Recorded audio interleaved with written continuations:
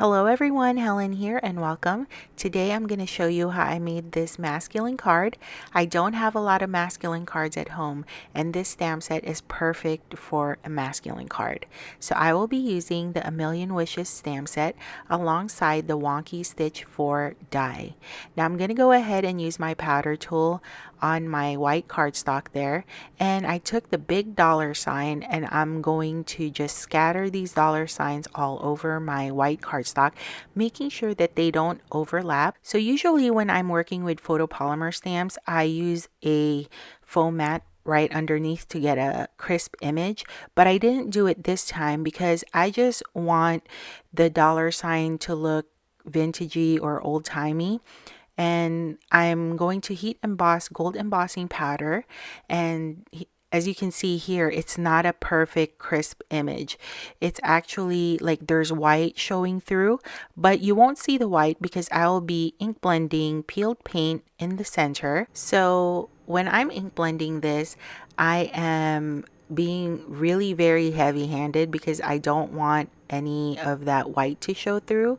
And now I'm going to take Forest Moss and I'm going to ink blend the outside of my front card panel, and as you can see, it's changing the color of our gold embossing powder.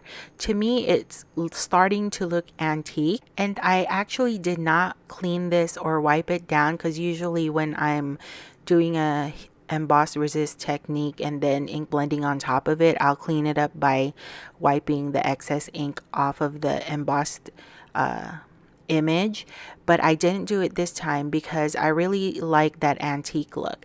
Now I'm going to take my Kuretake watercolor, and I'm using those two gold tones that you saw me point to, which I believe is 902 and 903. And all I did was spray some water in there and mixed it up with my paintbrush there, and now I'm splattering gold on my card front. And I just took my heat tool there and I'm drying this on the lowest setting. So here it is, guys. Isn't it so pretty? This custom background is going to look so good with the stamped images. I did color my images with Copic markers. I'll have those combos down below, and I did die cut the background with the Wonky Stitched 4 die, and I'm just going to take my peeled paint, and I have my finger dauber there, and I'm just putting some ink all around the edges of that just so it wouldn't look so bright and that it would just tie in everything. I've also gone ahead and put 1/8 inch foam tape on the back of my frame there, and now I'm insetting the custom background that we made.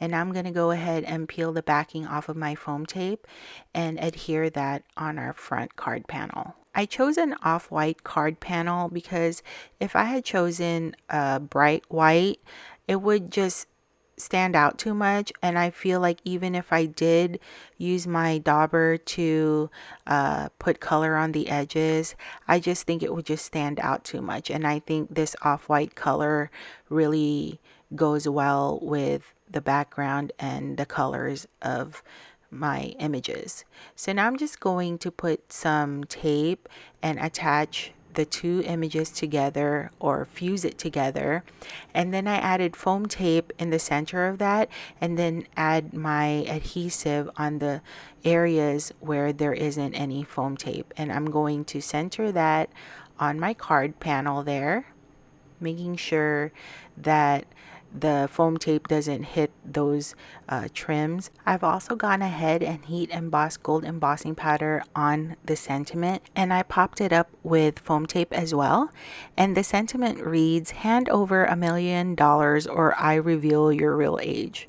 This sentiment is like my favorite from the stamp set because it's so funny.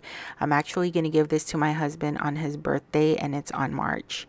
And for the last finishing touch, I'm going to add some of these beautiful gold satin pearls, and I'm just going to go ahead and scatter that around where it's pleasing to my eye, and this finishes up the card. Let me know what you guys think of this card. I love reading all your comments, And for more Whimsy Stamps inspiration, please follow us on the links down below. We would love for you to join us. And if you already haven't done so, please subscribe. I'll see you on my next video. Bye.